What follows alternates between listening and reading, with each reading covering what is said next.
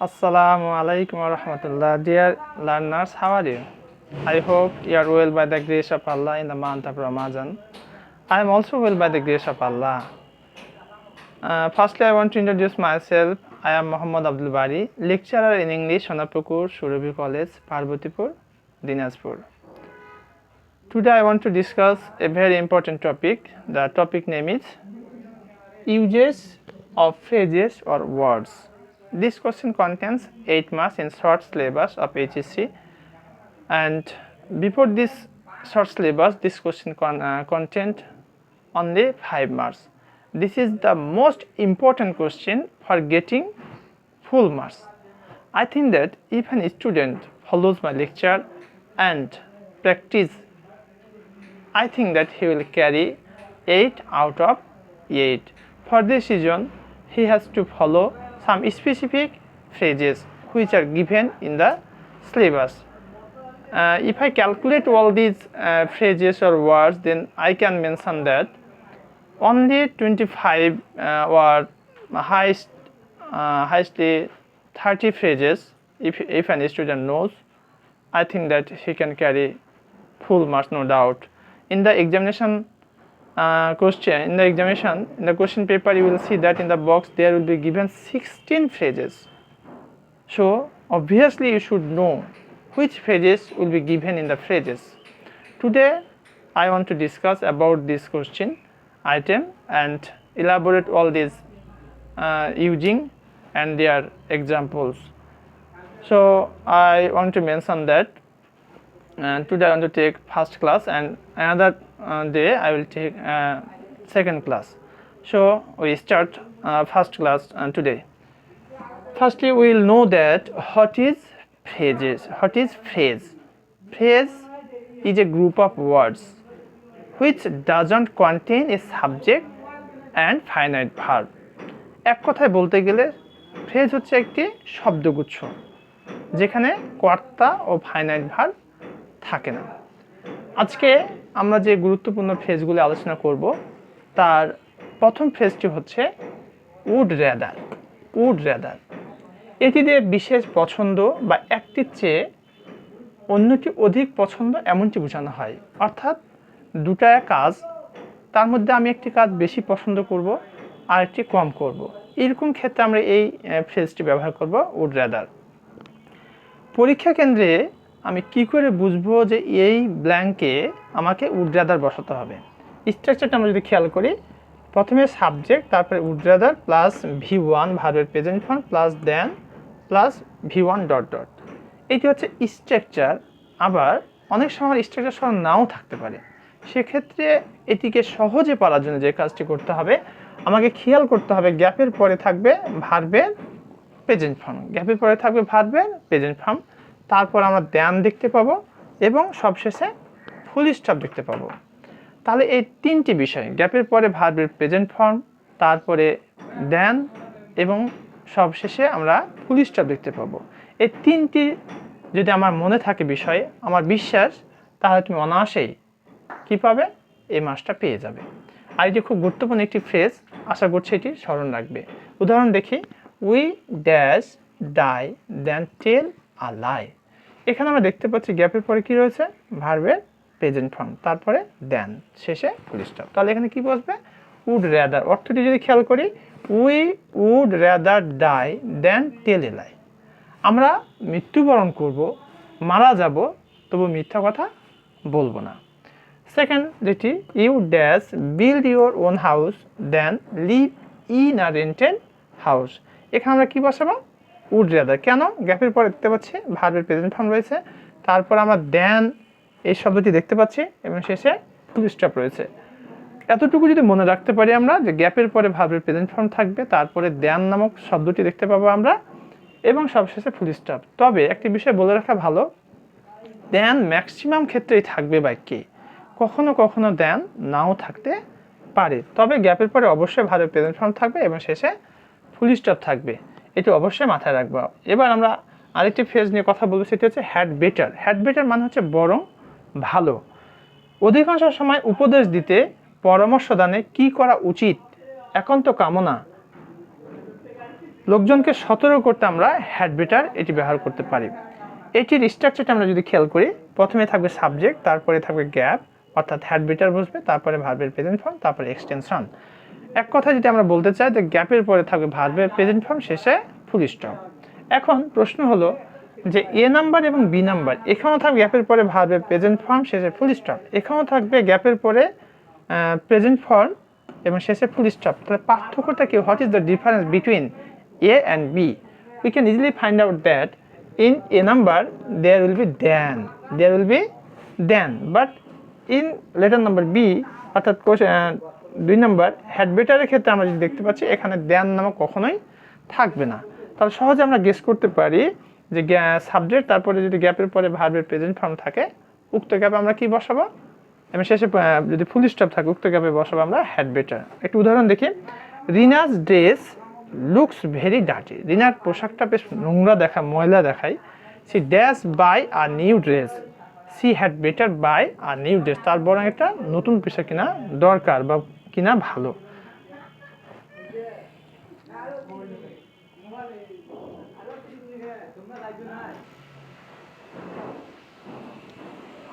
আমরা তৃতীয় নাম্বারে যে ফ্রেজটি দেখব সেটি হচ্ছে লেট অ্যালোন। লেট অ্যালোন অর্থ হচ্ছে ভাবা যায় না বা চিন্তা করা যায় না। ভাবা যায় না বা চিন্তা করা যায় না। Rahim is a poor man, he can not buy a shirt dash a car. এখানে একটা বিষয় জানার বিষয় রয়েছে যে আমি পরীক্ষাতে কি করে এই জিনিসটিকে সহজে বুঝতে পারবো। এটি বোঝাটা খুব টাফ কিছুই নয়। সেটি হচ্ছে যে গ্যাপের আগেই আমরা ক্যান নট অথবা কুড নটের উপস্থিতি দেখতে পাবো। গ্যাপের আগে আমরা কি দেখতে পাবো? ক্যান নট অথবা কুড নট, অর্থাৎ নেগেটিভ বাক্যাংশটা আগেই দেওয়া থাকবে। এখানে খেয়াল করে আমরা ক্যান নট দেখতে পাচ্ছি। Can not buy a shirt dash a car, অর্থাৎ he can not buy a shirt, সেটা শার্ট কিনতে পারে না। এটা হলো কার, আবার একটা গাড়ি কিনতে পারবে, কার কিনতে পারবে? গরিব মানুষের পক্ষে একটা শার্ট কেনাটা তো কষ্টকর, সেক্ষেত্রে কী করে একটা কার কিনতে পারবে। অর্থাৎ ভাবা যায় না বা চিন্তা করা যায় না। আর বুঝবো কী করে পরীক্ষাতে, এটা এখানেই বসবে। সেটার জন্য খুবই সহজ একটি বিষয় যে গ্যাপের আগা থেকে আমরা ক্যান নট অথবা কুড নটের উপস্থিতিটা বেশিরভাগ দেখতে পাবো আমরা আর কি।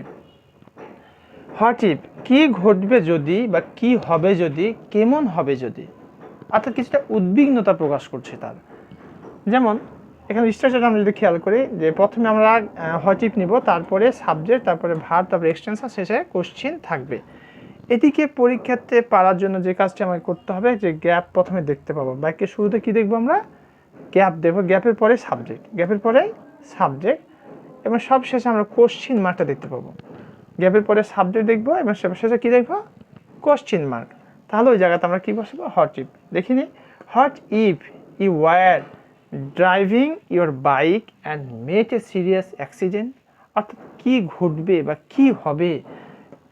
You are driving your bike, তুমি তোমার বাইকটা ড্রাইভিং করতেছিলে, and met a serious accident, তুমি একটা মারাত্মক দুর্ঘটনা ঘটালে।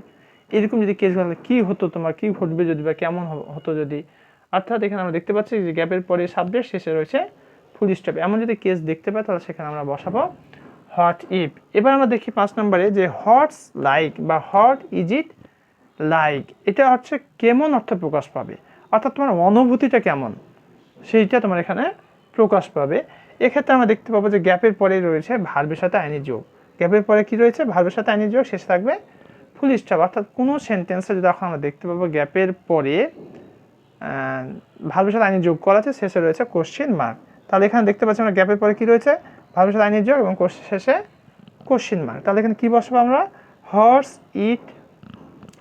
Is it like swimming in the sea. আরেকটি বিষয় বলে রাখি, পরীক্ষার খাতায় শুধু আমরা উত্তরটি লিখব, পুরো বাক্যটি লেখার কোনো প্রয়োজন নেই।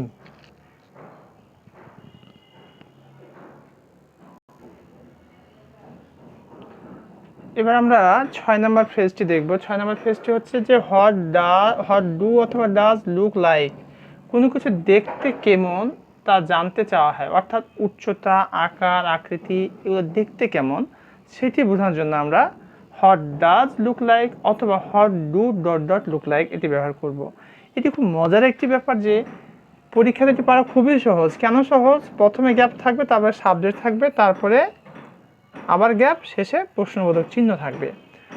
এক কথায় বলতে গেলে আমরা যদি কোনো বাক্যে দুটি গ্যাপ দেখতে পাই তাহলে ওখানে আমরা সহজেই অনায়াসেই কি বসাই দেব, হোয়াট ডু অথবা হোয়াট ডাজ লুক লাইক। এখন প্রশ্ন হলো এখানে হোয়াট ডু এবং ডাজের ব্যাপারটা কি আসলে। অ্যান্ড এখানে অ্যালবার্ট্রাস এটা third person singular number, third person singular number, তাহলে এখানে কি হবে, হোয়াট ডাজ লুক লাইক, এখানে হবে হোয়াট ডাজ অ্যালবার্ট্রাস লুক লাইক। প্রশ্ন হতে পারে কেন এটি হলো এবং কখন হোয়াট ডু হবে।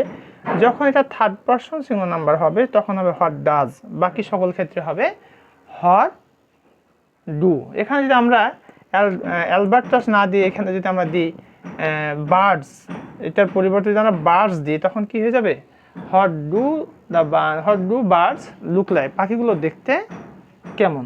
এবার আমরা দেখব অ্যাজ ইফ অথবা অ্যাজ ডো, এর মানে হচ্ছে যেন।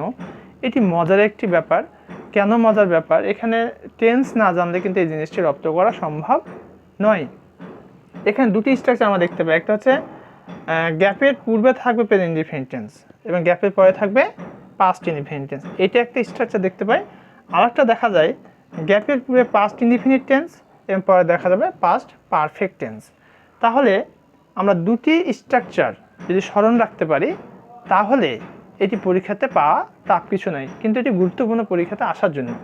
তা প্রেজেন্ট ইনডিফিনিট দেখনি, মামুন স্পিক্স, মামুন কথা বলে, এটা হচ্ছে প্রেজেন্ট ইনডিফিনিট টেন্স। তারপরে গ্যাপ রয়েছে হি নিউ এভরিথিং, এটা কোন টেন্স, এটা পাস্ট ইনডিফিনিট টেন্স। তাহলে আমরা দেখতে পাচ্ছি গ্যাপের পূর্বে প্রেজেন্ট ইনডিফিনিট, গ্যাপের পরে পাস্ট ইনডিফিনিট। এরকম যদি কেস দেখতে পাই গ্যাপের পূর্বে প্রেজেন্ট ইনডিফিনিট পরে পাস্ট ইনডিফিনিট, তাহলে ওখানে কী বসাবো আমরা, ওখানে বসাবো আমরা অ্যাজ ইফ অথবা অ্যাজ ডো। তাহলে এখানে বসে যাবে কি অ্যাজ ইফ অথবা অ্যাজ ডো, যেটাই বসাই না কেন সমস্যা নেই। এবার আমরা দেখতে পাচ্ছি আরেকটি যেটা স্ট্রাকচার পাস্ট ইনডিফিনিট টেন্স তারপরে পাস্ট পারফেক্ট টেন্স। দেখো এখানে রহিম প্রসিডেড, রহিম এমনভাবে আচরণ করলো dash he had never seen me, সে আমাকে কোনোদিনই দেখেনি। দেখো এখানে যে রহিম প্রসিডেড, এটা পাস্ট ইনডিফিনিট টেন্স, পরে রয়েছে কি পাস্ট পারফেক্ট টেন্স। তাহলে গ্যাপের পূর্বে যদি আমরা পাস্ট ইনডিফিনিট এবং পরে পাস্ট পারফেক্ট টেন্স দেখতে পাই তাহলে ওখানে কী বসাবো, অ্যাজ ইফ অথবা অ্যাজ ডো। এখানে আমরা অ্যাজ ডো বসালাম।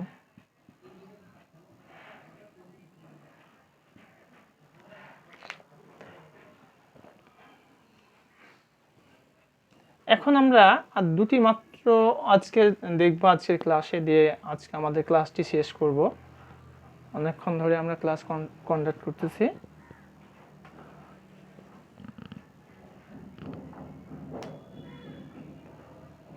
বি বর্ন, আমাদের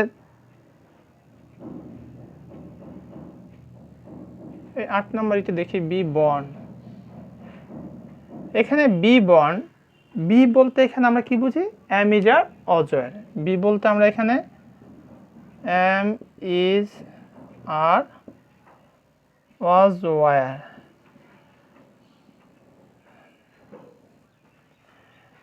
বাক্যে অর্থাৎ বক্সে যদি বি বর্ণ দেওয়া থাকে তাহলে কি ঘটনা ঘটবে, যেমন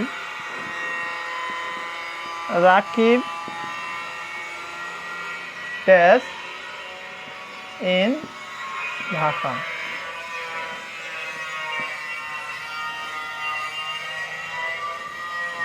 এখানে আমরা খেয়াল করতে পারছি যে রাকিব ড্যাশ ইন ঢাকা, এটা একটা স্থান বোঝাচ্ছে, অর্থাৎ জন্মগ্রহণ কেউ যদি কোথাও করে তাহলে সেটা স্থানে হবে অথবা কোনো সাল মিন করবে, এখানে আমরা দেখতে পাবো। এখানে আমরা তাহলে এখানে কি বসাবো, ওয়াজ বর্ন।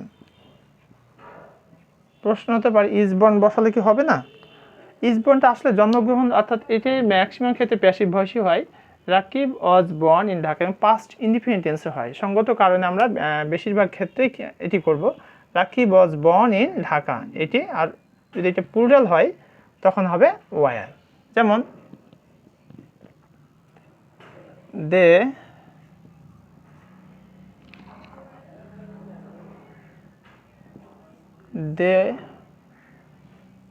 ইন রাজশাহী।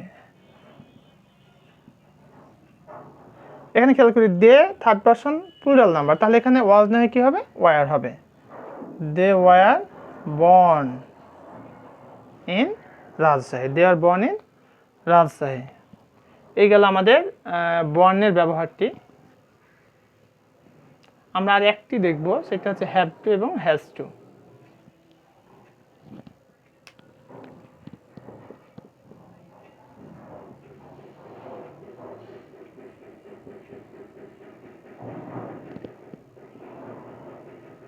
বাধ্যবাধকতা বোঝাতে ব্যবহৃত হয়। এখানে রাখা আছে হ্যাভ টু, এখানে রয়েছে has to.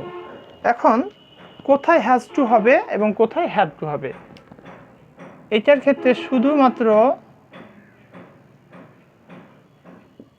Subject third person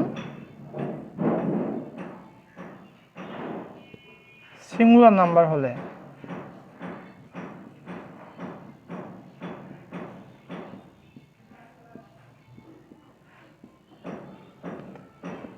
অর্থাৎ হ্যাজ টুটা যখন বসবে, সাবজেক্টটা যদি থার্ড পারসন সিঙ্গুলার নাম্বার হয় তখন আমরা হ্যাজ টু বসাবো, বাকি সকল ক্ষেত্রে আমরা হ্যাভ টু বসাবো। একটু দুটো উদাহরণ দেখি আমরা, যেমন he dash study a lot to get A plus. আর বি নাম্বার দে